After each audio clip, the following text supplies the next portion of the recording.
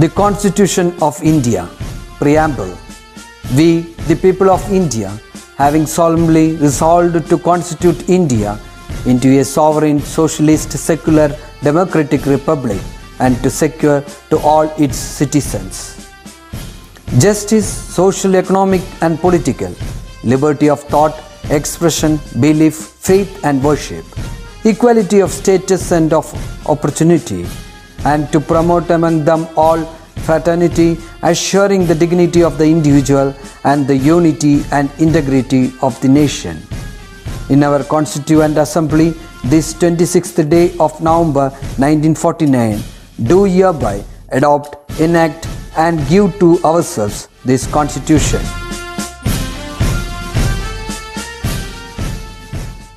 Hi, how are you all my 6th standard children? You are all safe at home? Yes, the pandemic is at its peak. So, it is always better to stay home and stay safe. Yes. Last week I posted a video and immediately I got the feedback from some of you. You have completed your assignment and you posted the assignment too. Good. Others, do it as early as possible and send it to me. I will correct and give it to you. Okay? Now, which Malayalam month is going on now? Can you tell me? Yes, it's a month of Karkidakam, isn't it? Usually, Karkidakam experiences lots of rainfall. But this year, unfortunately, we have very scanty rainfall. Hope the coming days will get good rainfall, isn't it? Do you all like rain? Yes, you would love to watch the raindrops falling down, sitting cozily at home and enjoying, isn't it? Would you like to come out and dance in rain? Yes. Do you remember the rain dance we did in our school last year for Sports Day? Yes, those were all cherishable moments, isn't it? Let's pray God those moments come back very soon. Okay? Now, how does rain occur? Yes, rain occurs due to the process of condensation. We have studied that. The seas in coastal areas will evaporate and the steam goes up, forms clouds there, and when a thunder bursts, this cloud will downpour as rain, isn't it? All these we have studied in previous classes. Okay? Now, what are the two processes which balance the water cycle on the earth? Yes, what are the two processes? Evaporation and condensation. Now, today in our topic, we are going to study about the change of states of water. We have taken water, okay? We have already studied that matter has 3 states. Which are the 3 states of matter? Solids, liquids and gases, isn't it? Now, what are the 3 forms of water? What are the 3 states of water? Yes, ice is the solid form of water, water is the liquid form and water vapor or steam is the gaseous form of water. Now, we will see how these states are interchanged in water. Okay?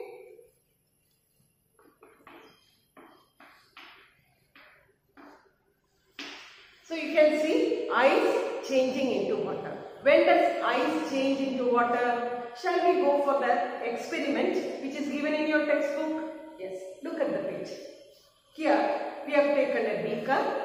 Okay, the beaker is on a burner, that is, heat is given underneath the beaker. You can see ice is being heated. What happens when ice is heated? 2 observations are made. One is ice melts and the second observation will be ice changes into water. That is, the solid form of water is changing into its liquid form, isn't it? So, ice to change into water, here heat is absorbs.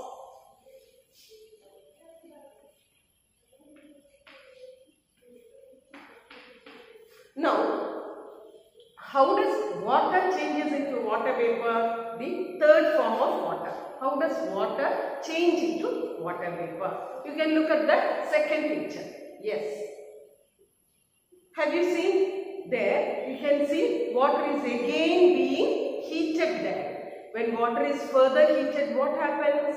Water starts boiling, isn't it? When water starts boiling, what happens? Water changes into water vapor, isn't it? So, here again water absorbs heat.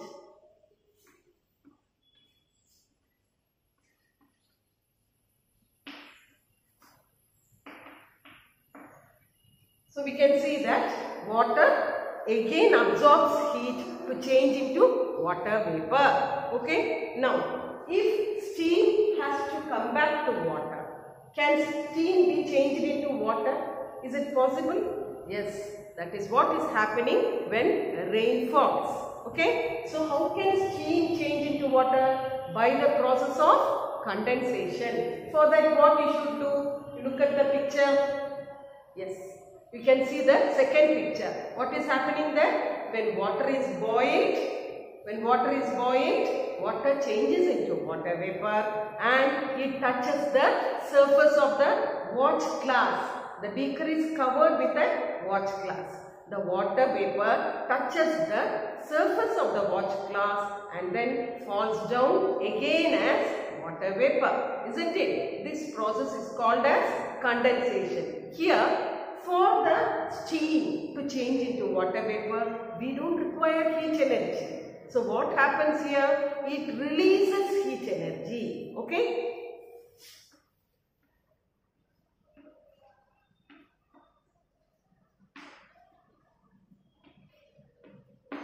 Now how will water change into ice? This we are doing at home. How will you turn water into ice?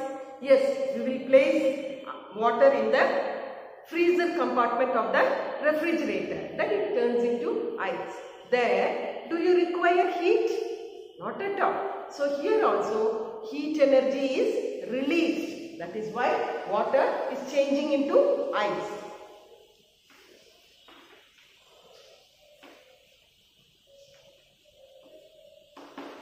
So this is the cycle which happens for the interchange of states in water. Here the different states are being interchanged. So what do we call this process? This principle is called as change of state of water. What is this called as? Change of state of water. Now in your textbook there is a flow chart. Shall we move into the flow chart? You can see ice cube absorbs heat and changes into water. Water again will absorb heat and change into steam. Steam releases heat and changes into, yes, water, and water will also release heat and change into ice cube. Okay? You have understood this flow chart. Now draw this flow chart in your file neatly. Okay, this will be your first assignment. Now based on this change of state, we have some questions, 3 questions. Okay, shall we move on to the question? What is the first question? Is the energy absorbed or released when steam changes into water and water changes into ice? Yes, you can tell me the answer easily, isn't it? When steam changes into water, heat energy is released. Energy is released. Okay? And when water changes into ice, there also energy is released. That is the first question. Write it in your file and answer it in your own words. Okay? Now what was the second question? Which state of water has the maximum energy? As you can see, ice absorbs heat to change into water. Water absorbs heat to change into steam. So which will be having the maximum energy? Steam will be having the maximum energy. Okay. Third question. Write it in your file and answer it. What is the third question? Which state of water has the minimum energy? Which state of water has the minimum energy? Ice, isn't it? Ice, water to turn into ice, it doesn't require any heat energy. So, ice will be having the minimum amount of energy. Write all these 3 questions in your file and answer it neatly. Okay? This will be your second assignment. Now, we will move to the definition of change of state. What did we study here? It's the principle of change of state. Now, we will move to the definition which is given in your textbook. Okay? Substances undergo change of state when they absorb or release adequate heat energy. On absorbing heat energy, they change from the solid state to the liquid state and then to the gaseous state. Substances get converted from the gaseous state to the liquid state and then to the solid state by releasing heat energy. Now, using this principle of change of state, we can do many activities. Like for example, you take wax. When you melt wax, what happens? You will get the liquid form of wax. Using the molten wax or liquid form of wax, you can make many things.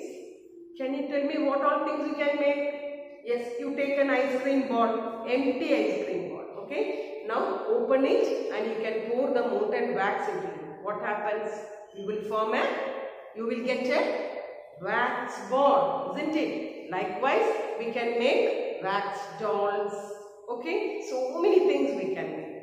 Now, in our day-to-day life, we use many things like chair, bucket, utensils. You can see a picture which is given in your textbook. Okay, these are the things we use in our everyday life. How are they made?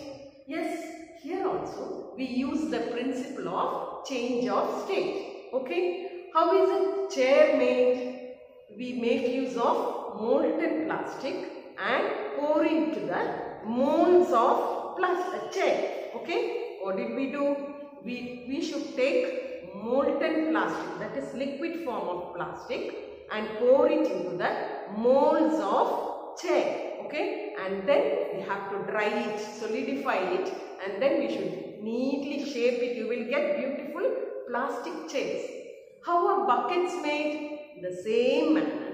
You can take molten plastic, pour it into the molds of bucket, and then you will neatly dry it and shape it. You will get different colored buckets. How are utensils made? There also the same principle, that is change of state. That principle is used here. How are they made?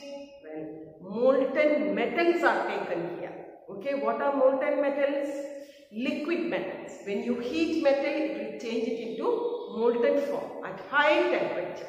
So, molten metals are taken and then poured into the molds. Okay, molds, and then they are beautifully carved and shaped, and we get different utensils which we use in our daily life. Now, have you been to wax museums? Have you ever seen wax dolls? Shall we see some of them?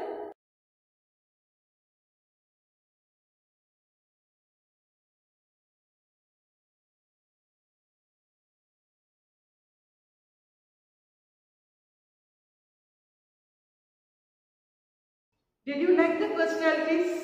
Yes, I think you loved it. Okay, so these are all, how are they made? These are all wax dolls. Molten wax is poured into the shapes of these celebrities and they are exhibited in the museums. Okay, you liked it? So you can also do it, provided there should be someone to guide you. Okay, now we have seen how this change of state principle is applicable in our daily life. Now, we will move to the next topic. In your textbook, there is a table where some situations are mentioned and the changes that happen during these situations are also given in the next column. Shall we see that? The first situation, heating solid ghee. When solid ghee is heated, it melts. Cutting vegetables. When vegetable is cut, it becomes smaller. When you heat a PVC pipe, it expands. When you heat wax, it melts. Tearing paper. When you tear paper, what happens? It becomes into smaller pieces. When you break a bottle, the bottle becomes smaller. Heating lac, LAC. Lac is rubber sheet. Okay? When you heat lac, what happens? It melts. When you crumple paper, here the shapes change. Now, what are these changes that are happening in these situations? Okay? Shall we analyze?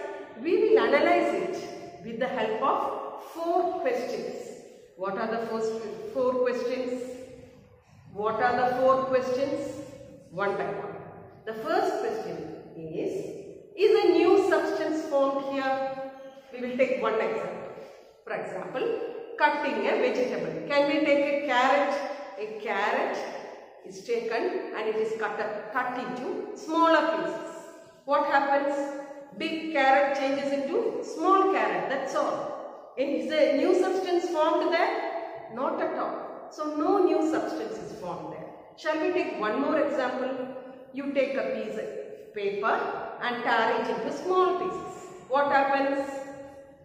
Before tearing and after tearing, paper is paper. There is no new substance there. So one observation is clear here. What is the observation?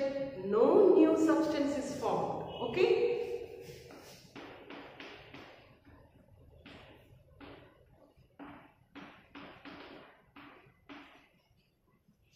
Now we will move to the second question. What was the second question? Is there a change of state? Is there a change of state? For example, we will take solid ghee. What happens to solid ghee when you melt it? Solid ghee changes into liquid ghee. So there is a change of state. Solid changes into liquid. Now heating wax. We have already seen this example. Solid wax changes into liquid wax. There is a change of state. Okay? Now shall we note that down?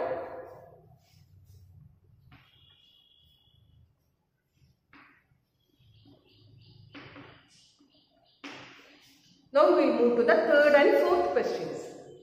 Is there a change of shape and size? Is there a change of shape and size? Yes.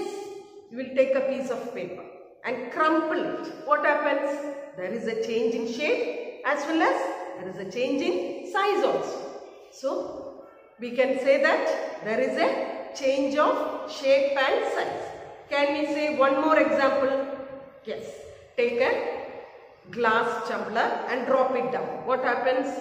It breaks into smaller pieces. Now what happened to the shape and size?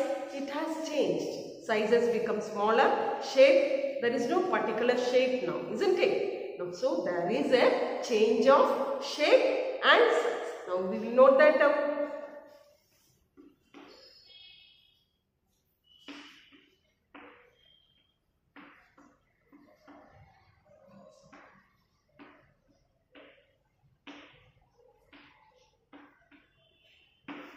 Now with the help of 4 questions, those 4 questions, we understood that the changes which were given in the tabular column were based on these substances, these observations. The changes we saw in the tabular column had all these changes. What are the changes? No new substance is formed. Change of state is there. Sometimes change of shape and size is also there. So what are these changes called? Yes, it is called as physical change.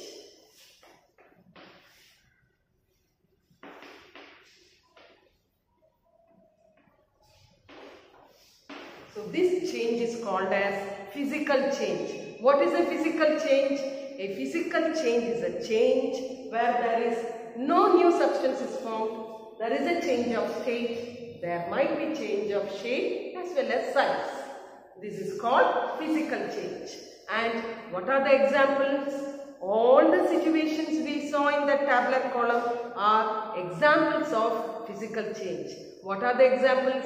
Cutting vegetables, heating a PVC pipe, tearing a paper, crumpling a paper, breaking an egg. There is what change is happening there? No new substance is formed when you break an egg. Take a raw egg and put it down. What happens? That when it breaks also, it is egg only. No new substance is formed. And there is change of state is not there, but there is change of shape and size. It was this size, and when it falls down, it has become flattened, isn't it? So there is a change of shape and size. No new substance is formed. So breaking an egg is a physical change. Now we will move to the definition which is given in your textbook. Change in the physical properties such as state, shape or size is termed as physical change. Expansion, melting, breaking, tearing, etc. are all physical changes. New substances are not formed during physical changes. So this is the definition for physical change. Okay, I hope physical change is clear for you. Now what is the assignment? Assignment I have already told you. Draw the flow chart of the change of state of water. That is the first assignment. Below that you have 3 questions. Write those 3 questions in the file and answer it also. Then you have to write what is the physical change definition and add few examples, 3 or 4 examples for physical change. If you can find out more examples, then add more examples to the definition. Okay? Now watch the video correctly. If you have any doubt, replay and see it. And if the doubt is continuing, if it is persisting, please call me and clear your doubts and write your files duly. Okay? Update your files as fast as you can. Don't keep any work pending. Okay? Now bye children.